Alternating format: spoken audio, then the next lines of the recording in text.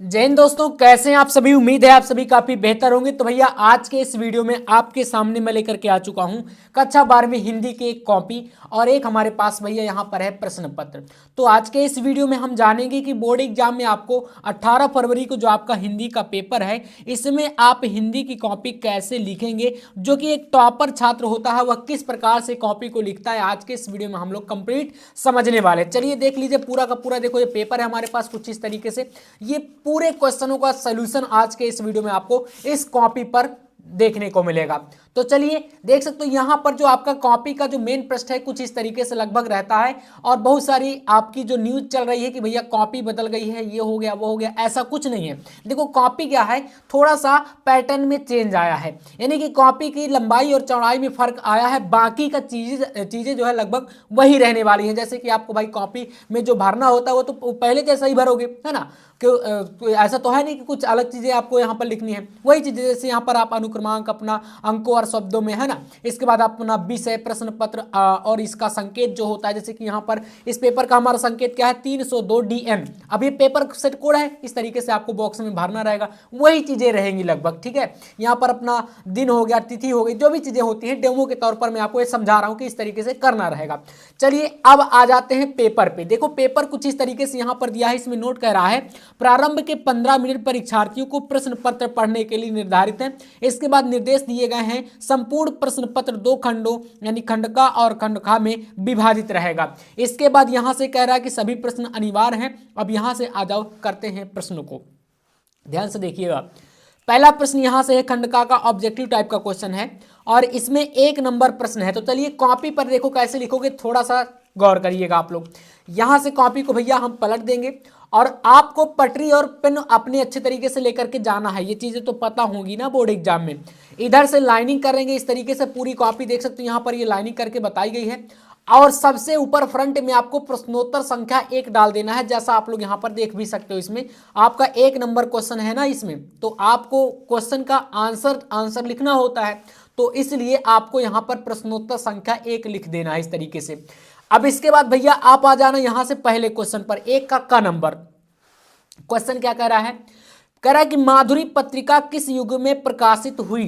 माधुरी पत्रिका भारतेंदु द्विवेदी शुक्ल युग या शुक्लेत्तर युग, है ना। तो आप इसका एक का आंसर फाइंड करो। अब आंसर पता है जैसे कि द्विवेदी युग है, तो आप क्या करोगे, इस तरीके से लिखने के बाद यहाँ पर उत्तर डालोगे और का में हमारा सेकंड, कौन सा विकल्प सही है, सेकंड वाला। तो ये यहाँ पर आप लोग इस तरीके से लिख देना आंसर। अब आ जाओ यहाँ से नेक्स्ट क्वेश्चन में। अगला प्रश्न इस तरीके से देखो, कह रहा है शेखर एक जीवनी के लेखक। तो शेखर एक जीवनी के लेखक कौन है, आज्ञे जी है ना। तो हमारा खा नंबर का तीसरा विकल्प सही है, तो इस तरीके से खा का थर्ड कर देंगे। यहां से कफन किस विधा की रचना है, कफन कहानी है, किसकी कहानी है, तो भैया मुंशी प्रेमचंद जी की है ना। मुंशी प्रेमचंद जी की है, ये चीजें पता होंगी आपको। तो आप इस तरीके से यहां पर कर देना कहानी विधा। ऐसे ही नेक्स्ट क्वेश्चन, मैला आंचल क्या है, मैला आंचल उपन्यास है, किसका आंचलिक उपन्यास है, कैसा उपन्यास है ना। इसके अलावा यहाँ पर है अंधा युग रचना जो कि धर्मवीर भारती जी के।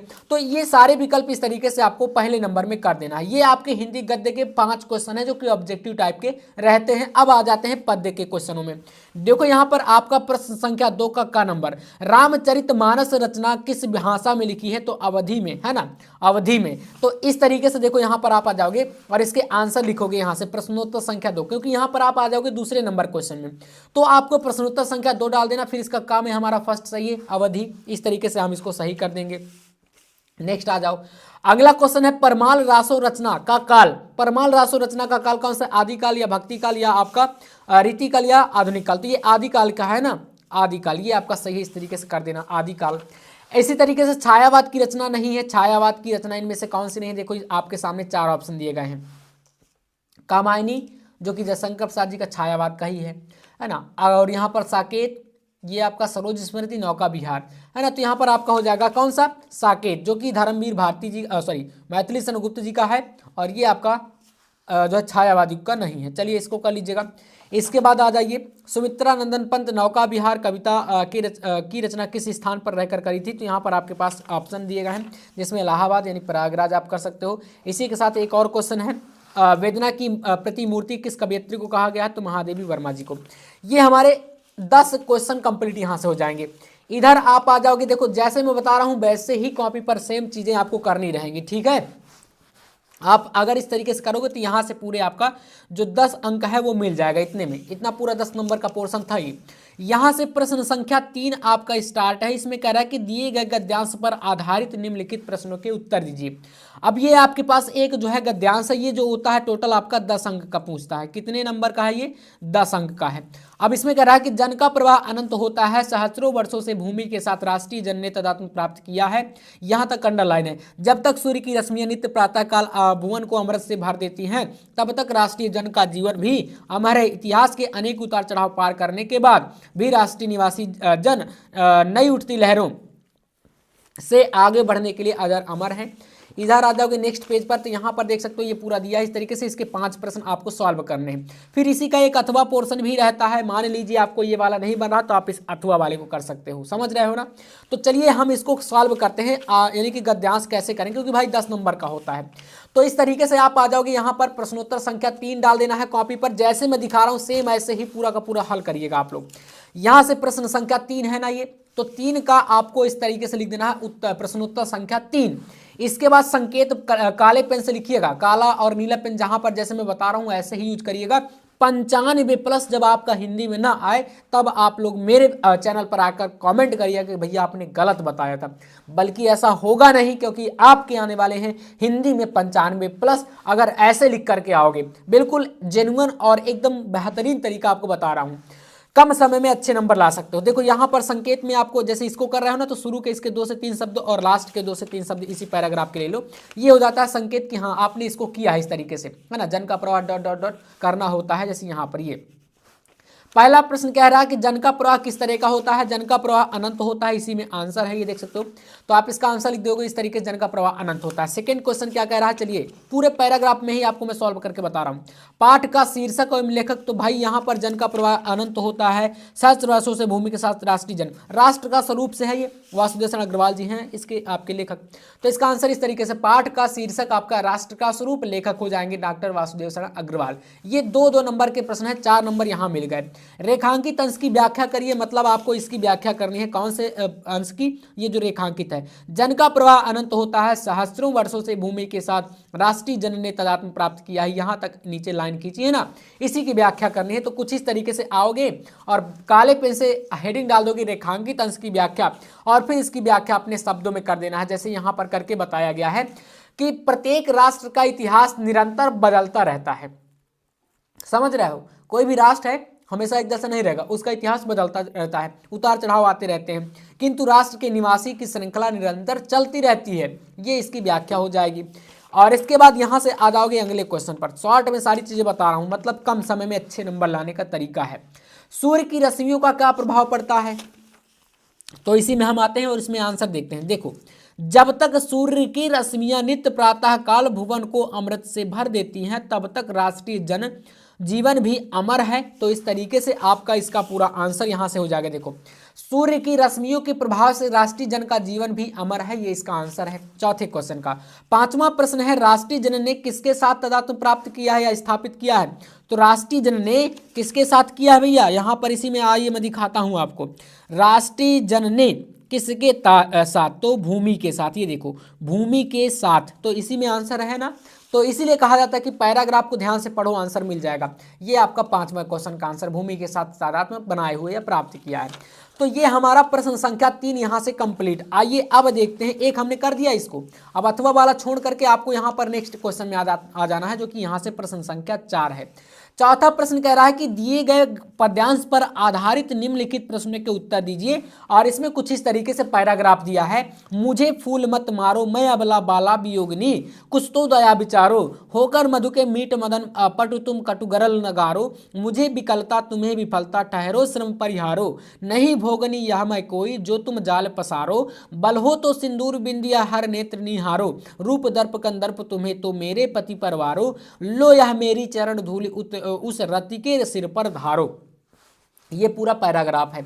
तो सबसे पहले चौथा प्रश्न है, तो यहां पर हम क्या करेंगे, कॉपी पर लिखेंगे प्रश्नोत्तर संख्या 4, इस तरीके से। आ जाइए देखिएगा ध्यान से, ये आपके पास क्या है, प्रश्नोत्तर संख्या 4 लिखा आपने। इधर पटरी की सहायता से जितना स्पेस मैं जैसे करके दे रहा हूं वैसे ही सारी चीजें आपको हूबहू ये पूरा का पूरा करते जाना है, ठीक है। अब यहां से देखो, जैसा मैंने बताया संकेत संकेत आपको देना है, क्योंकि यहां पर एक ये दिया है, इसी का अथवा करके पोर्शन एक और इधर देगा, यहां पर जैसा गद्यांश में था, ये आपका अथवा में एक दिया है। सावधान मनुष्य यदि विज्ञान है तलवार, तो इसे फेंक तजकर मोह स्मृति के पार। हो चुका है सिद्ध है तू शिशु अभी अज्ञान, फूल काटो कि तुझे कुछ वे नहीं पहचान, खेल सकता तू नहीं ले हाथ में तलवार, काट लेगा अंग तीखी है यह बड़ी धार। इस तरीके से दिया है। अब मान लीजिए कि हमें इसको ना करके इसको करना है, तो भैया संकेत देंगे और वही चीजें जो मैंने शुरू में बताया, जो कि बेहतर तरीका होता है आपका, शुरू के 2 शब्द ले लो और लास्ट के 2 शब्द ले लो। एग्जामिनर आपके जो है समझ जाएंगे कि आपने इसको किया है। यह संकेत इसलिए दिया जाता है क्योंकि आपके यहाँ पर 2 हैं, बताओ आपने डायरेक्ट लिखना स्टार्ट कर दिया, वैसे भी एग्जामिनर देखेंगे, बट थोड़ा सा आपका फर्ज बनता है कि आप अपनी कॉपी को थोड़ा सा बेटर से बेटर बनाओ, दूसरों से कुछ अच्छा दिखाओ। तो इस तरीके से सावधान मनुष्य और डॉट डॉट करके यहाँ पर लास्ट की यह धार, ये 2 वर्ड हो गए, तो समझ जाएंगे किसको आपने किया है, ठीक है ना। आ जाइए, पहला प्रश्न कह रहा है कि पाठ का शीर्षक और कवि का नाम। पाठ का शीर्षक यानी किस पाठ से है और कवि कौन है ना, तो यहाँ पर ये बताना है। तो चलिए देख लीजिए पहला क्वेश्चन का आंसर, क्योंकि उत्तर हमने एक बार डाल दिया। प्रस्तुत पद्यांश के पाठ का शीर्षक अभिनव मनुष्य है और इसके कवि यानी कि रचयिता रचनाकार रामधारी सिंह दिनकर जी हैं। अब देखो काला पेन हमने कहाँ कहाँ पर यूज किया है, पाठ का नाम लिखने के लिए और जो कवि हैं उनका नाम लिखने के लिए। थोड़ा सा अंडरलाइन पोर्शन हो जाता है, मतलब मेन पॉइंट यही होते हैं, इनको ज्यादा देखते हैं एग्जामिनर, क्योंकि यही तो मेन है। 2 नंबर यहाँ पर मिल जाएगा, इस तरीके से लिखोगे। इसके बाद है विज्ञान को तलवार क्यों कहा गया है, या विज्ञान को तलवार क्यों कहा है कवि ने। तो देखो यहाँ पर कह रहा है कि सावधान मनुष्य यदि विज्ञान है तलवार, तो इसे फेंक तजकर मोह स्मृति के पार। तो यहाँ पर देखो इसका आंसर लिखोगे, कवि ने विज्ञान को तलवार इसलिए कहा है कि यह किसी भी समय मनुष्य के लिए हिंसक हो सकती है। हिंसक का मतलब समझ रहे हो, मतलब मनुष्य के लिए विनाशकारी हो सकती है विज्ञान। अगर जानकारी नहीं है, वैज्ञानिक आज के टाइम पर क्या बोलते हैं आपको, भाई यही बोला जाता है। कोई भी आप वैज्ञानिक की बात छोड़ दो, आप स्कूल कॉलेज में एक्सपेरिमेंट आपको प्रयोग कराए जाते हैं, वहां पर बताया जाता है ना कि इसके अलावा जैसे कि ग्लव्स वगैरह लगवाए जाते हैं, है ना। तो मतलब थोड़ा सा सावधानी पूर्वक एक्सपेरिमेंट विज्ञान के कराए जाते हैं, जिससे कि आपको जानकारी तो है नहीं ना कि कुछ भी हो सकता है, विस्फोट हो जाए या कोई हो जाए, तो इसलिए विज्ञान को तलवार के रूप में दिखाया गया है। इस तरीके से इसका आंसर हो जाएगा। तीसरा प्रश्न यहाँ पर दिया गया है, कवि ने वैज्ञानिक युग के मानव को क्या चेतावनी दी है। तो कवि ने वैज्ञानिक युग के मानव को चेतावनी देते हुए कहा है कि विज्ञान ने जिस प्रकार नवीन अस्त्र शस्त्र तथा सुविधाएं उपलब्ध कराई हैं, साथ ही विज्ञान ने विनाश की परिस्थितियां भी उपलब्ध कराई हैं। यही इसका आंसर हो जाएगा। तो तीसरे क्वेश्चन का आंसर कुछ इस तरीके से आपको करना है। इसके बाद यहां से आप आ जाओगे नेक्स्ट क्वेश्चन पर, जो कि आपका प्रश्न संख्या यहां पर क्या है, 4 है। मनुष्य को अज्ञान शिशु क्यों कहा गया है। मनुष्य को अज्ञान शिशु यहां पर है ना, देखो कहीं पर आपको ये देखो, हो चुका है सिद्ध तू शिशु अभी अज्ञान, फूल कांटों की तुझे कुछ भी नहीं पहचान। तो इसका आंसर लिखोगे, कवि ने मनुष्य को अज्ञान शिशु इसलिए कहा है कि विज्ञान के गुण दोष के मध्य अंतर कर पाना अभी मनुष्य के बस की बात नहीं है ना। मतलब बहुत सारे एक्सपेरिमेंट वैज्ञानिक करते हैं, हजारों प्रयोग करते हैं, तब जाकर कहीं एक प्रयोग क्या होता है, सफल हो पाता है। इसलिए यहाँ पर ये चीजें कही गई हैं। तो चौथा प्रश्न कंप्लीट है। आ जाइए अब देखो पांचवा, रेखांकित अंश की व्याख्या, यानी कि ये वाली जो लाइन है इसकी व्याख्या करनी।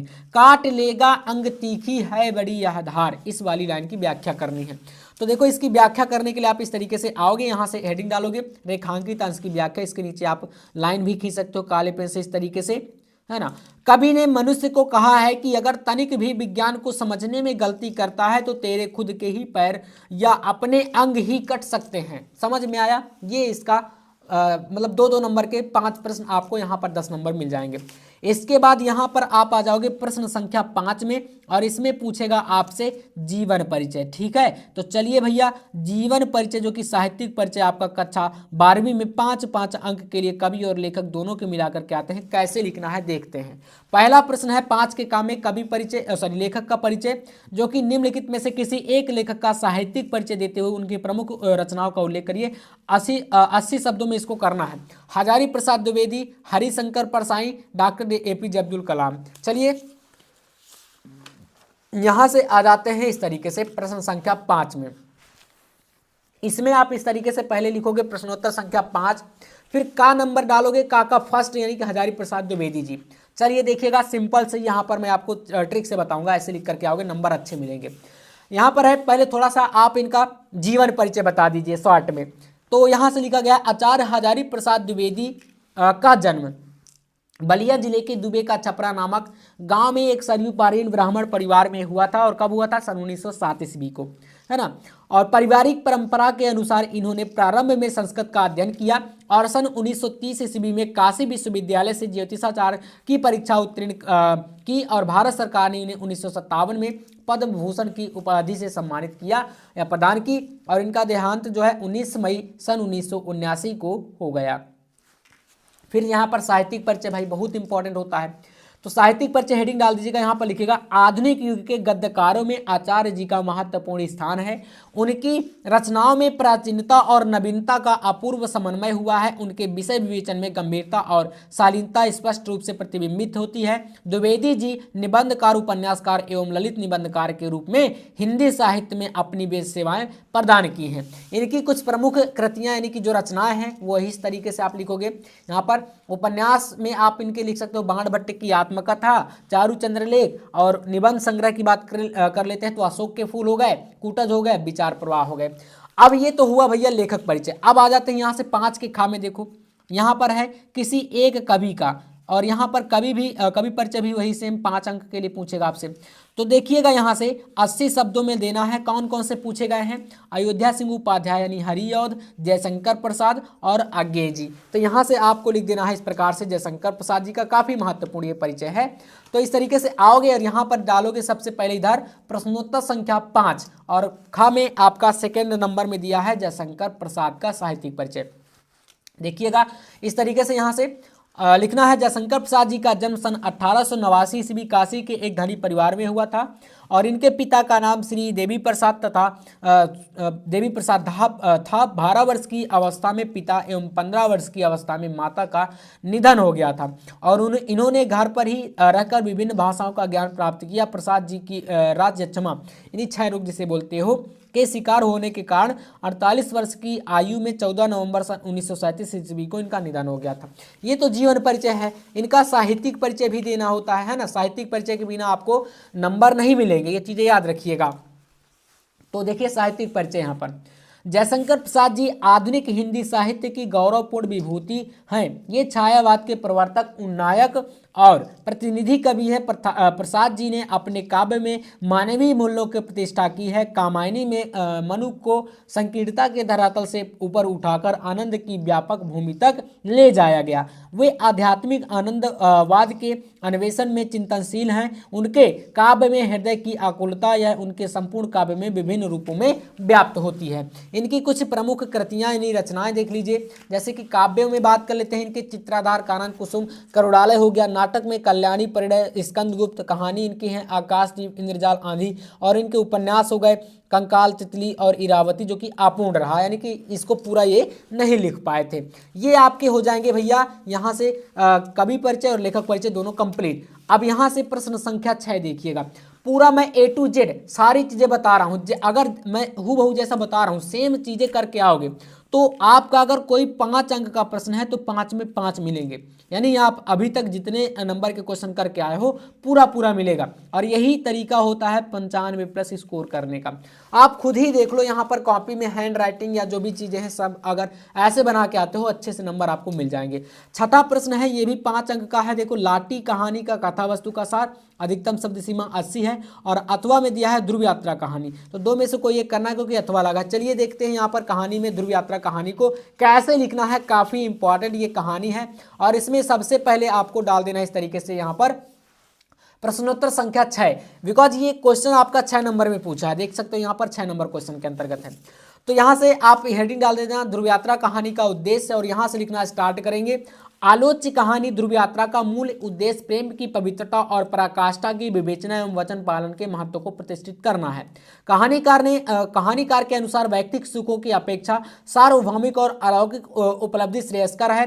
निष्कर्ष रूप में यह कहा जा सकता है कि ध्रुव यात्रा कहानी तत्वों की दृष्टि से एक सफल मनोवैज्ञानिक कहानी है।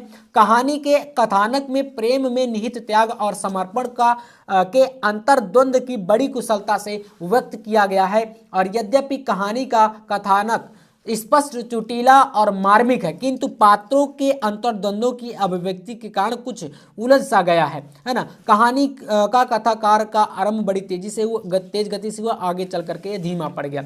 अब इसके बाद यहाँ से आपका एक टॉपिक आता है जो कि खंड काव्य होता है, अपने जिले के अनुसार आपको करना होता है। अभी तक मैंने जो चीज़ें बताई हैं, कौन कौन से खंड काव्य होते हैं, देखो आपके जिले के अनुसार, जो भी आपके जिले में आता है उसी को करिएगा, है ना। इसमें ये निश्चित होता है 5 नंबर। जैसे कि आपका यहाँ पर शब्द सीमा 80 शब्दों की रहती है, ये भी 5 अंक का होता है। मुक्ति यज्ञ खंड काव्य का कथानक संक्षेप में लिखिए, अथवा में इसी का दिया गया है। मुक्ति यज्ञ खंड काव्य की प्रमुख पात्र की चारित्रिक विशेषताओं पर प्रकाश डालिए। आपके जिले में अगर आता है तो आप इसको करिएगा, वरना छोड़ दीजिएगा। इसके बाद यहाँ पर है सत्य की जीत, अगर ये आपके जिले में आता है तो आप इसको कर सकते हो, वरना छोड़ दीजिएगा। यहाँ पर रश्मि रथी हो गया, इसके बाद यहाँ पर आलोक व्रत हो गया, नेक्स्ट आपका यहाँ पर त्यागपति हो गया, श्रवण कुमार हो गया। तो इतने सारे ये खंड काव्य होते हैं, अलग अलग जिलों के लिए डिसाइड होते हैं। जैसे कि यूपी बोर्ड में हमारा कौन सा जिले में आपका पेपर है, आप किस जिले से हैं वो आप खुद जानते होंगे, है ना। 75 टोटल जिले हैं, जिनमें से आपको अपना खुद का ये जानकारी होना चाहिए कि हमारे जिले में कौन सा आता है, हमें कौन सा करना है। ये इतना हो गया। यहाँ से आप आ जाओगे दूसरे खंड में। आपको शुरू में बताया गया था ना, जो पेपर है आपका ये 2 खंडों में बटा रहेगा। यहाँ पर आपने देखा था ये खंड खा, तो खंड खा आप यहाँ से देख सकते हो, स्टार्ट है प्रश्न संख्या 8 से, और चलिएगा यहाँ से 8वें प्रश्न में। इस तरीके से सबसे पहले यहाँ पर आपको प्रश्नोत्तर संख्या 8 डाल देना है। तो यहाँ पर आपका देखो प्रश्न क्या पूछा है, दिए गए संस्कृत गद्यांशों में से किसी एक का संदर्भ सहित हिंदी अनुवाद करिए। टोटल प्रश्न आपका 7 नंबर का है। अब 7 नंबर के लिए आपको संदर्भ भी देना है, 2 अंक मिलेंगे, और हिंदी अनुवाद करोगे तो 5 अंक मिलेंगे, समझ रहे हो। तब यहाँ पर 2 + 5 दिया गया इस तरीके से। और इसमें एक ये है और इसी का एक अथवा पोर्शन ये है, ठीक है। 2 दिए गए हैं, 2 में से कोई ये करना है, वही चीज़ें होती हैं। चलो यहाँ से आ जाओ, इस तरीके से करना। पहले संकेत दे देना, अतीत प्रथम कल्पे वाला किया गया है, मान लीजिए इसको किया गया जैसे, है ना। तो इसके शुरू के शब्द ले लो और लास्ट के शब्द ले लो, जिससे कि क्लियर हो जाए कि हाँ इसको किया गया है। संदर्भ में आपको पाठ का नाम बताना है, जैसे प्रस्तुत गद्यांश, संस्कृत गद्यांश कर सकते हो। यहाँ पर हमारी पाठ्य पुस्तक संस्कृत दिग्दर्शिका के जातक कथा नामक पाठ के उलूक जातकम से लिया गया है। फिर इसका हिंदी अनुवाद, यानी कि इस पूरे पैराग्राफ का हिंदी अनुवाद जो कि यहाँ पर बताया गया, देख सकते हो। विगत प्रथम कल्प में लोगों ने एक विद्वान, सौभाग्यशाली और समग्र आकृति से परिपूर्ण पुरुष को राजा बनाया, और चौपाइयों ने भी एकत्र होकर एक शेर को राजा बनाया। इस तरीके से पैराग्राफ का व्याख्या है। इसमें फिर आपका ख नंबर दिया है श्लोक। श्लोक का संदर्भ से हिंदी अनुवाद जैसे कि एक दिया, जल बिंदु निपातन क्रमशः पूरे ते घटा सर्व साहेतु सर्व विद्यानाम धर्मश्च धनश्च, और इसी का अथवा पोर्शन कामान दुग्धे विप्रकर्ष तलक्षमी कीर्ति सूते दुष्कृतम या हिनस्ति। और इस प्रकार से ये पूरा दिया है भाई, पढ़ लेना, क्योंकि संस्कृत मुझे कम आती है यार, कोई नहीं। देख लेते हैं यहाँ पर ये दिया है इस तरीके से। अब चलिए देखो यहाँ पर इसमें आ जाएंगे, तो यहाँ पर हम इसको कराएंगे पहले। अब यहाँ पर संस्कृत श्लोक को इस तरीके से यहाँ पर आएंगे। यहाँ पर आप पहले डालोगे प्रश्नोत्तर संख्या 8।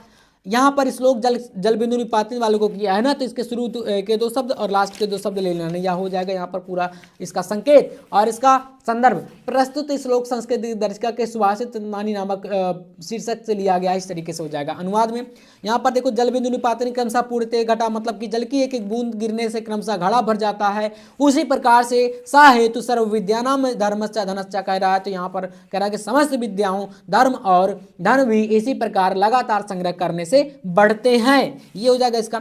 9वां प्रश्न है, निम्नलिखित लोकोक्तियों और मुहावरों में से किसी एक का कोई एक करना है। देखो यहाँ पर आपके पास 4 हैं, मुंह फुलाना, हाथ पीले करना, दाल में काला होना, सावन हरे न भादों सूखे, इस प्रकार से दिया है। जैसे कि मुंह फुलाने का मतलब क्या होता है, गुस्सा होना, है ना, यही होता है ना। वह का प्रयोग कर सकते हो यहाँ पर। सोहन को उधार पैसे ना देने पर अब वह मुंह फुलाकर चला गया। ऐसे ही हाथ पीले करने का मतलब आपने सुना होगा, विवाह कर देना, है ना। तो इस प्रकार से इनको कर सकते हो, कोई एक ही करना होता है। इसके बाद यहाँ पर आ जाओगे अपठित गद्यांश में, ये 5 नंबर का टॉपिक होता है। यहाँ पर दिया ना, इच्छाएं नाना है और नाना विधि हैं और वे उसे प्रवृत्त रखती हैं, उस प्रवृत्ति से वह रह रहकर थक जाता है और निवृत्ति चाहता है। यह प्रवृत्ति और निवृत्ति का चक्र उसको द्वंद्व में थका मारता है और इस संसार को अभिराग भाव से वह चाहता है।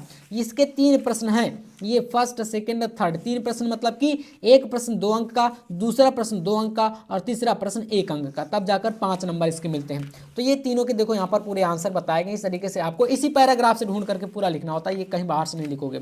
यहाँ से प्रश्न संख्या 11 है, जिसमें कह रहा है कि निम्नलिखित शब्द युग्मों का सही अर्थ का चयन करके लिखिए। चलिए बताते हैं आपको। पहला है वसन और व्यसन। वसन का मतलब क्या होता है? वस्त्र। क्या होता है? वस्त्र। और व्यसन का मतलब आदत। तो ब नंबर इसका सही है, वस्त्र और आदत, ये वाला सही है। अब आ जाओ अन्न और अन्य। अन्न का मतलब अनाज और अन्य का मतलब दूसरा, तो आ नंबर इसका सही है, इसको कर दीजिएगा।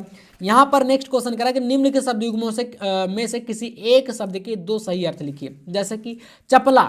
चपला का मतलब क्या होता है भैया? चपला को आप बोल सकते हो विद्युत, विद्युत बोल सकते हो। क्या बोल सकते हो? विद्युत। और चतुर भी बोल सकते हो। क्या बोल सकते हो? चतुर, होशियार होता है ना, चतुर, चपला। इसके बाद जैसे कि शिव हो गया, जीवन हो गया, है ना, जीवन को जिंदगी, जीवित या दशा बोल सकते हो, इस तरीके से। तो किसी एक का ही आपको करना है, जैसे मैंने एक का बता दिया तो आप इसको एक को कर सकते हो। इसके बाद आ जाओगे इधर क्वेश्चन में। इधर के क्वेश्चनों में देखोगे तो यहाँ पर कह रहा है कि निम्नलिखित शब्द वाक्यांशों में के लिए एक सही शब्द का चयन। जैसे कि जो शिक्षा देता है उसको शिक्षक बोलते हैं, ये हो जाएगा। और इसके अलावा जो सब कुछ जानता है उसको सर्वज्ञ बोलेंगे, ये सही है। फिर कह रहा है कि निम्नलिखित में से किन्हीं 2 वाक्यों को शुद्ध करके लिखो। जैसे मैं भोजन कर लिया हूं, तो इसका सही अर्थ क्या होगा? मैं, सही शब्द क्या बनेगा? सही वाक्य, है ना, वाक्यों को शुद्ध करना है ना, 2 को। तो मैंने भोजन कर लिया। और इसके बाद है मेरा बड़ा भाई आ रहा है, तो मेरे बड़े भाई आ रहे हैं, क्योंकि बड़े भाई को आप सम्मानपूर्वक बोलेंगे, मेरा नहीं मेरे, है ना, इस तरीके से। तो कुछ अशुद्धियां होती हैं, कुछ गलतियां होती हैं, जिनको सही करके लिखना होता है। ये होता है इस प्रकार से आपका नेक्स्ट पोर्शन। इसके बाद यहाँ पर देखोगे तो भाई यहाँ पर 12 नंबर प्रश्न में रस अलंकार, ये 2-2 नंबर के, 2-2 नंबर के होते हैं। इनको तो मैंने करा रखा है कई बार आपको। आवेदन पत्र आपका ये 6 अंक के लिए होता है, आपको पता होगा। निबंध आपका 9 अंक का होता है। तो देख सकते हो ये सभी इंपॉर्टेंट टॉपिक है। जैसे कि आवेदन पत्र में देख लो, विद्यालय में अनुशासन व्यवस्था बनाए रखने हेतु प्रधानाचार्य को पत्र, अपने गांव अथवा शहर में सफाई के लिए हो गया। निबंधों में देखो कितने टॉपिक हैं, पर्यावरण का असंतुलन और मानव जीवन का प्रभाव, बेरोजगारी की समस्या और समाधान, नई शिक्षण व्यवस्था, नई शिक्षा नीति व्यवस्था में कंप्यूटर की उपयोगिता, साहित्य समाज का पथ प्रदर्शक है, महिला सशक्तिकरण का समाज में विकास, समाज के विकास पर प्रभाव, और वर्तमान भारतीय राजनीति की दिशा और दशा। तो ये पूरा हमारा जो पैटर्न था, मैंने पूरा पेपर आपको करके दिखाया, पूरा कॉपी मैंने बताया कैसे करना है, ये पूरा का पूरा रहने वाला है। और भाई अगर इस तरीके से आप कॉपी को लिख के आते हो ना, तो बोर्ड एग्जाम में आपका 95+ एग्जामिनर आपको देंगे, है ना, पूरा का पूरा। और अब ये मत कहना कि भैया लास्ट के क्वेश्चन नहीं बताए हो, पूरा कॉपी तो मैंने यार बता दिया, ऐसे ही लिखोगे ना। और बाकी इंपॉर्टेंट क्वेश्चन के लिए, ऐसी वीडियोस के लिए मुझे सब्सक्राइब कर लेना, मुझे नहीं, मेरे चैनल को, है ना, आपका ही चैनल है। अगर आप करे रहोगे तो भाई एग्जाम तक आपका ही हेल्प होगा ना, तो कर लीजिएगा। अगर वीडियो पसंद आए लाइक कर दीजिएगा। बाकी चलिए मिलते हैं नेक्स्ट वीडियो में नेक्स्ट टॉपिक के साथ, तब तक के लिए जय हिंद, वंदे मातरम।